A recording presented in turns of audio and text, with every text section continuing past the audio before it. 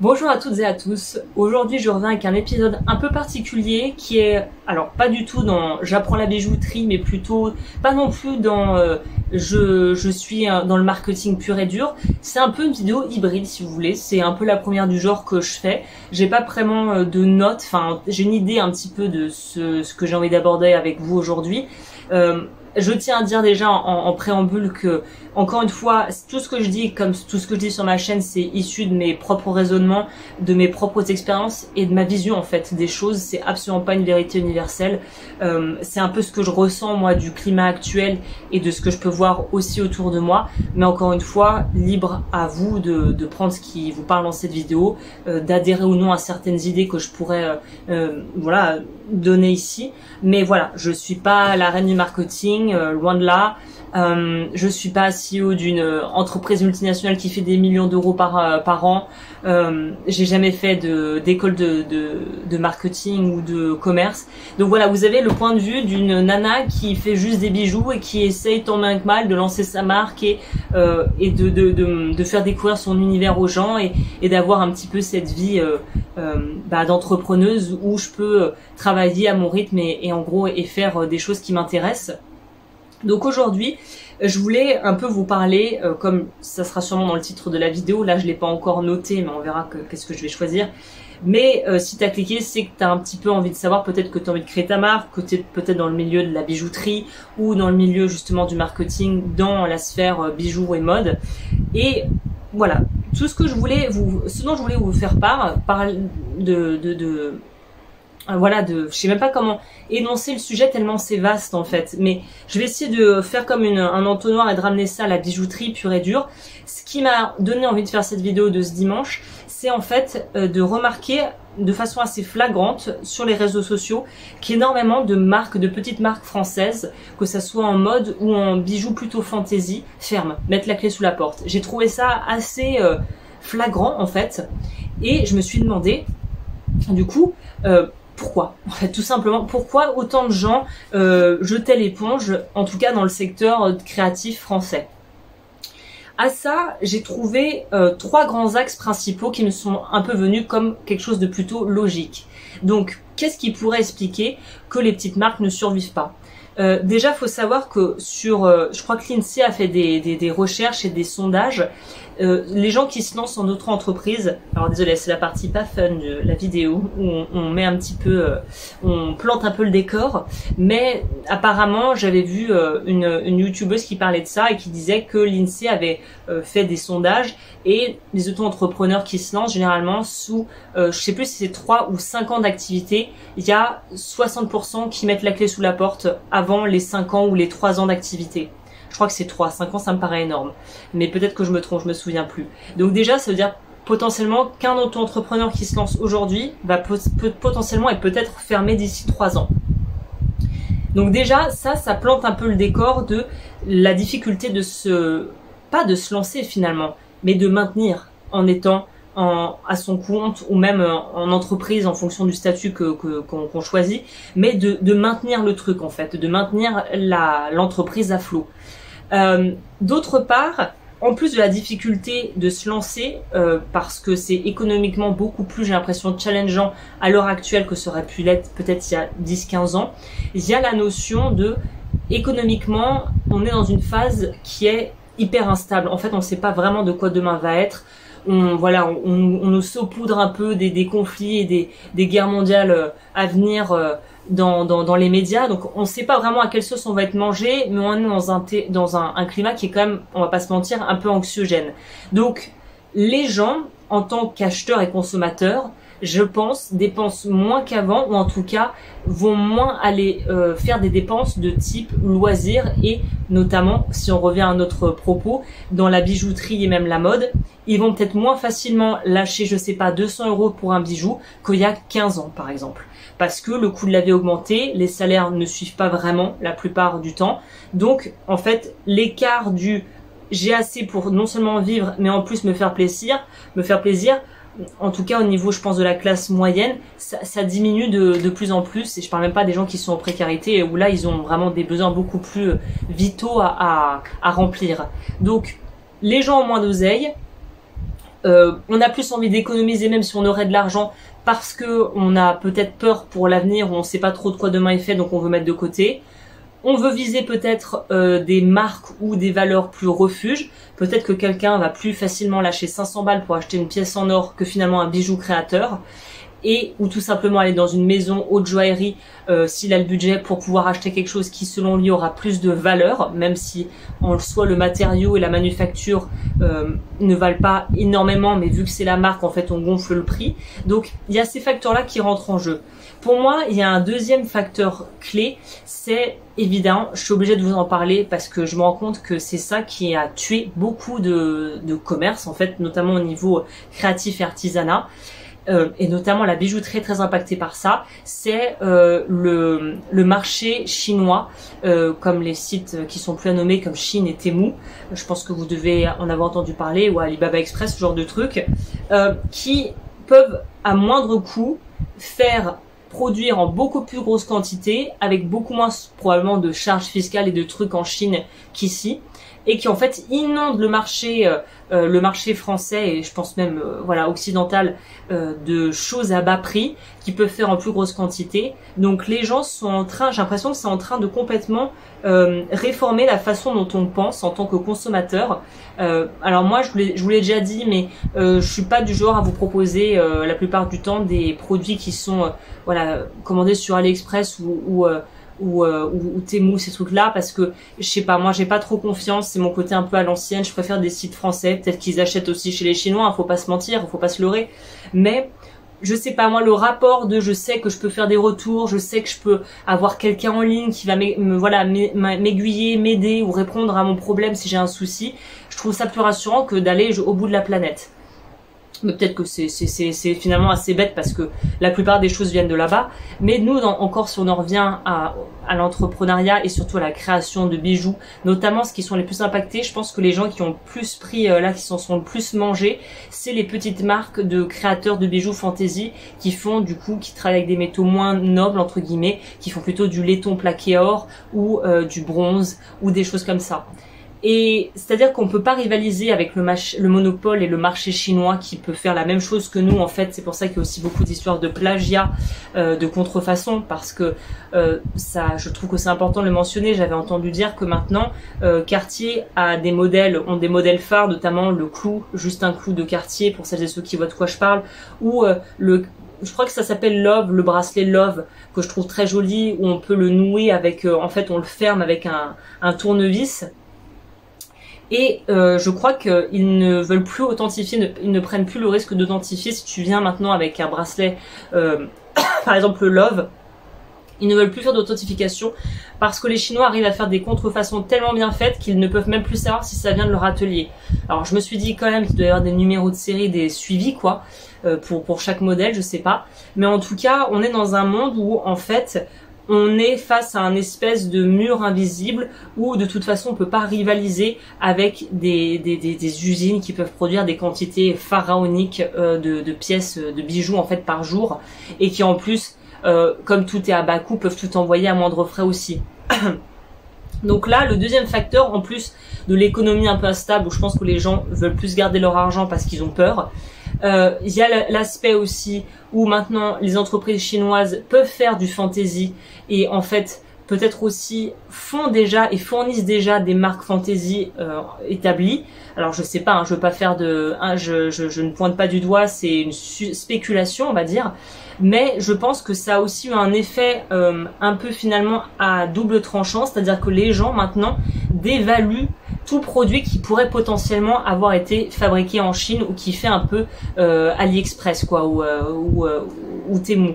Donc les gens veulent dépenser moins, les gens sont beaucoup plus suspicieux au niveau de la qualité et ne visent plus vraiment la qualité, mais parfois on a l'impression plus l'achat spontané pour être à la mode, et puis la mode après ça change, donc on garde pas de pièces. Donc on dirait que l'état d'esprit aussi a peut-être un peu changé avec le temps. Et la troisième partie et le troisième facteur qui me paraît vraiment évident aussi. C'est à la suite d'un reportage que j'ai vu sur Arte, vous pouvez le retrouver sur YouTube. C'était en 2 parties sur Amazon, le géant Amazon. C'est je pense un journaliste américain indépendant qui a voulu en fait enquêter sur Amazon des débuts jusqu'à maintenant. Il a réussi à obtenir des interviews avec des gens très haut placés chez Amazon. Il n'est pas du tout dans le parti pris, voilà, Amazon c'est le démon. Il n'est pas non plus à mettre de la pommade. Il essaie vraiment de donner les faits et on fait ce qu'on en veut à la finale. Donc c'est ça que j'ai aimé, cette approche où il ne prend pas parti. Il pose les faits tels qu'il les montre, tels qu'il les voit des plusieurs protagonistes qui sont interviewés. Et en gros, on se fait notre propre opinion. C'est pas biaisé, quoi. Enfin, en tout cas, moi, je l'ai pas ressenti comme ça. Et il y a un truc qui me paraît maintenant évident, c'est non seulement Amazon a amené une espèce de forme d'immédiateté dans le fait de pouvoir acheter et d'être livré hyper vite. Donc maintenant, les gens commencent un peu à être comme conditionnés à avoir tout de suite maintenant. Et surtout, et ce qu'ils expliquaient dans le reportage et qui est très intéressant, c'est que Jeff Bezos, donc le fondateur d'Amazon, depuis le début est obsédé par le service client. Et en fait, tout au long du truc, on se voit, c'est vraiment une récurrente, c'est le gars a toujours mis au centre le service client. Comment a été l'expérience pour le client? Et en fait, c'est là où je pense que d'une certaine manière, certains diront tant mieux, d'autres vont dire mais quelle horreur. Et je pense que Amazon met beaucoup d'autres commerçants et de commerces de proximité sur la paille parce que le service client, tu sais que tu vas avoir le problème qui va être résolu et généralement on va trancher en ta faveur. En gros, comme dit l'adage, le client est roi, mais vraiment roi avec Amazon. Et le problème, c'est que pour les personnes qui ont un petit commerce, il suffit que tu fasses mal un truc ou que tu n'es pas tu ne sois pas un bon commerçant et que tu ne sois pas non plus finalement dans cette démarche de qualité du service client, bah tu vas te faire déglinguer en fait. Parce que si tu les sers comme de la merde, les clients ils ont juste un clic à faire pour l'avoir sur internet. Donc ça je pense que c'est à la fois bien et terrible parce que il peut arriver que le service client soit mauvais parce que le contexte fait que sur le moment peut-être il y a eu des 2 parties, autant du gérant ou voilà ou de la caissière ou du caissier ou du vendeur que de la personne du client un désaccord et on peut pas tout mettre dans des boîtes et noter et enfin voilà, moi les avis Google aussi, je trouve qu'il faut mettre un peu d'eau dans son vin, mais c'est vrai que globalement, si tu as une sale expérience en boutique, tu n'auras plus envie d'y aller. Et c'est là où Amazon rentre et en fait bouffe tout le marché quoi. Donc non seulement si on remet dans le contexte de la création de bijoux, si on veut créer sa marque, il faut arriver à faire quelque chose qui est assez finalement visuellement qui soit assez impactant pour que les gens s'arrêtent dessus, que tu arrives à tisser une relation de confiance et c'est beaucoup plus facile de le faire en vrai si tu auras une boutique physique que sur internet avec une boutique en ligne parce qu'en ligne il faut encore plus mettre les formes et c'est beaucoup plus dur de pouvoir acquérir je trouve la confiance d'une audience et de potentiels clients. Il faut être assez irréprochable sur tout ce qui est service après-vente, mail et tout ça. Donc si comme moi des fois, moi je suis pas la plus réactive. Alors bien sûr, ça va par ordre de priorité. Les clients passent avant toute chose. Après les demandes de partenariat de bidule chouette, évidemment ça passe en second plan, même si ça reste important. Mais moi la priorité c'est de répondre aux clients évidemment. Ou aux gens qui suivent la formation, les formations.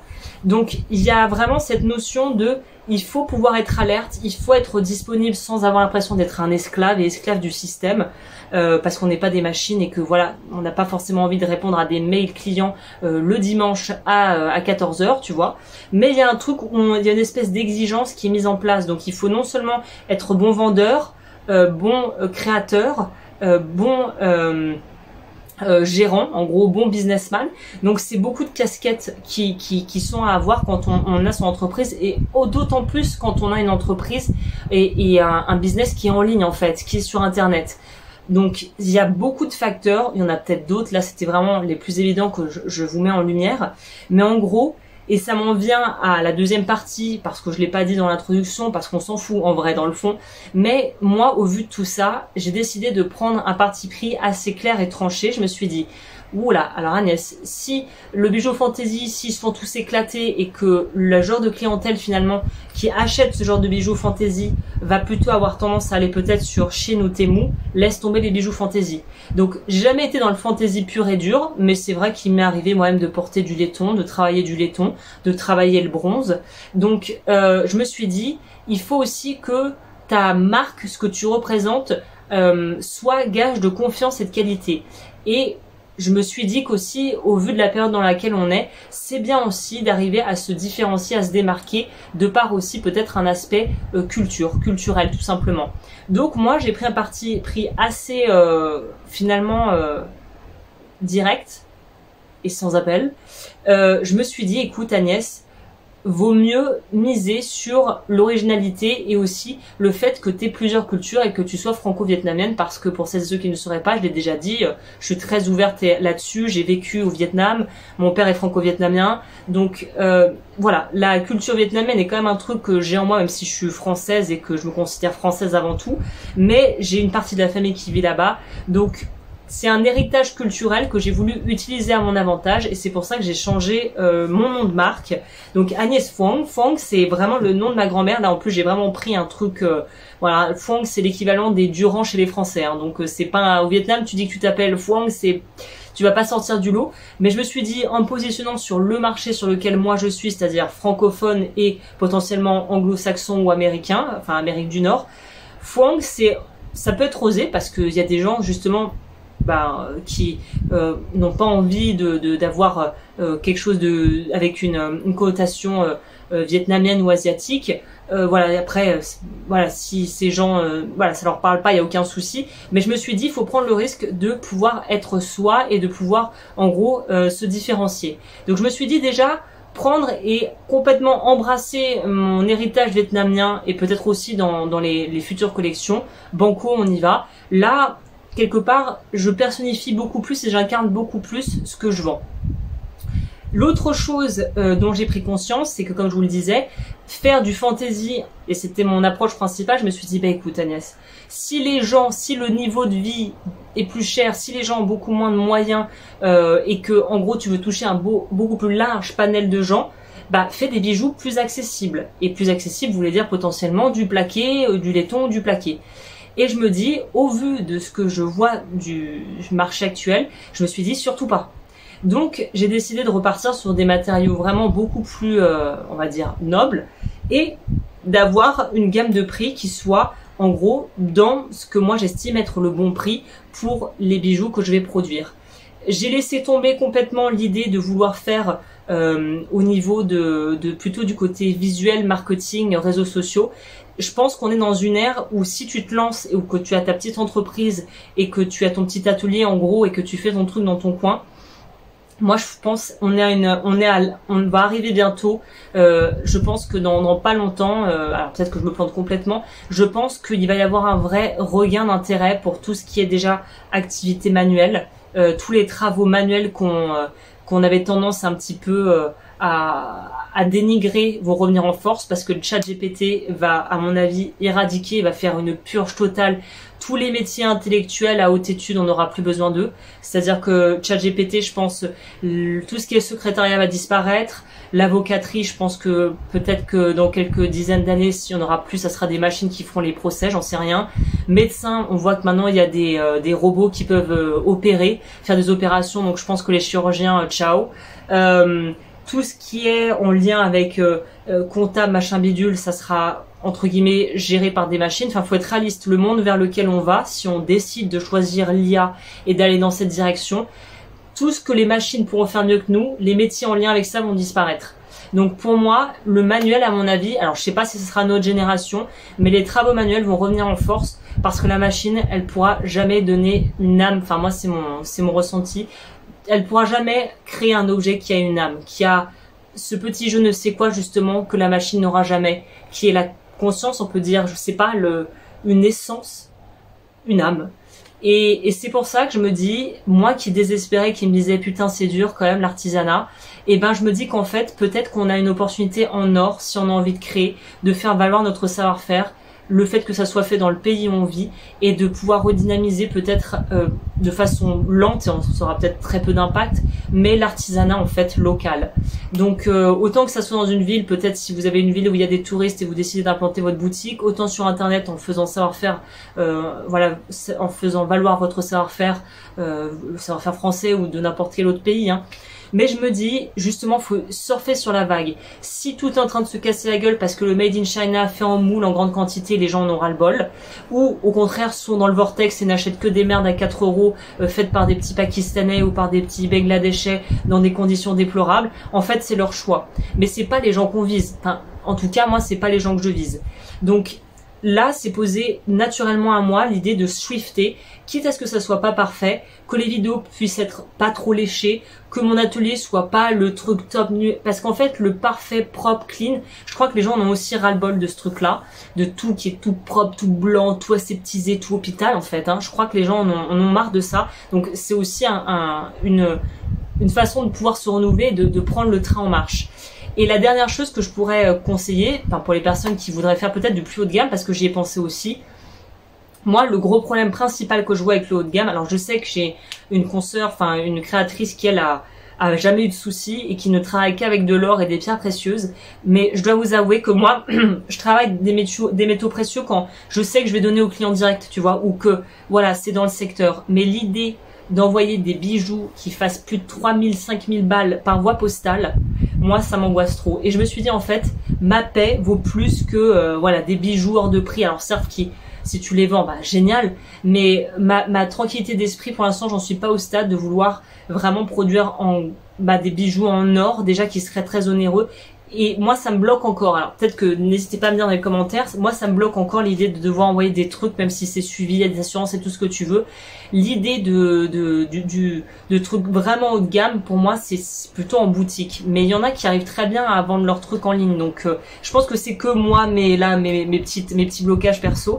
Mais pour les personnes qui voudraient faire du ultra luxe, donc moi ça s'est éloigné de moi cette idée, à part voilà sur commande si je peux voir les gens en vrai. Mais c'est de se dire, si je fais du ultra luxe, et vu que potentiellement si tu lances ta marque que t'es personne, genre t'es pas Louis Vuitton ou Cartier, il faut arriver là à avoir une stratégie market de malade pour justement devenir une marque établie qui soit gage de qualité, de savoir-faire et tout ça. Donc je pense qu'on peut y arriver si on est bien entouré ou qu'on a une équipe marketing ou qu'on sait bien gérer ça, mais ça implique le haut de gamme, pour avoir travaillé aussi dans une boutique. Alors c'était pas le haut de gamme, mais c'était quand même entrée de gamme luxe, moi c'est comme ça que je le positionnerais. Il y a les clients ont quand même une attente autour de, encore une fois, l'expérience client. Donc si tu veux viser du très haut de gamme, il faut une expérience client qui aille avec ce que tu vends. Donc c'est quelque chose qui est beaucoup plus alors c'est le paradoxe parce que s'il faut mettre beaucoup plus les formes, il faut vraiment amener le truc d'une façon beaucoup plus poussée, mais les clients sont beaucoup moins chiants quand ils ont de la thune. Enfin c'est ce que j'ai pu voir par expérience perso, ils vont moins chipoter sur les détails que des clients avec un peu moins de moyens. Mais en tout cas voilà, il faut choisir un axe. Moi je vous ai partagé ma vision et la voie que je prends. J'ai pas du tout dit que c'était ce qui était à faire, mais si je devais conseiller des gens qui veulent se lancer maintenant, il est évident que je leur dirais mais la fantaisie, mais fuyez, laissez tomber les bijoux fantaisie, très très mauvaise idée. À part si vous avez peut-être encore une fois un marketing solide ou un produit vraiment à part qui vous pensez peut tout défoncer, mais je partirai pas là-dessus. Je ferai valoir au maximum l'artisanat, le fait main ou fait Europe, mais pas fait Chine ou Inde. Et je travaillerai avec des métaux qui sont un peu plus sourcés, sans tomber dans le truc bobo, bio, tout ça, mais de se dire quand même que les gens puissent se dire j'achète peut-être quelque chose à un certain prix, mais je vais aussi promouvoir non seulement l'industrie locale, l'économie française ou du pays où tu es, mais je vais aussi acheter quelque chose qui a de la valeur. En fait, c'est que les gens puissent voir la valeur dans ce qu'ils achètent. Voilà, bon, je vais pas faire trop long parce que j'ai beaucoup blablaté, il commence à faire un peu chaud, mais n'hésitez pas, si vous avez des recommandations de trucs à voir, de vidéos, d'interviews, de documentaires, si vous avez des retours d'expérience à faire, des témoignages, n'hésitez pas à me les partager. Moi, ça m'intéresse beaucoup parce que c'est un sujet qui est assez nébuleux pour moi. Finalement, j'ai toujours été dans mon coin à faire mes trucs, mais je voulais vous partager un peu mes ressentis du moment par rapport à ça. Donc, je vous remercie d'avoir passé ce moment avec moi. N'hésitez pas à vous abonner, à liker, à partager la vidéo si vous pensez qu'elle peut servir. Et je vous dis à très bientôt pour de nouvelles aventures.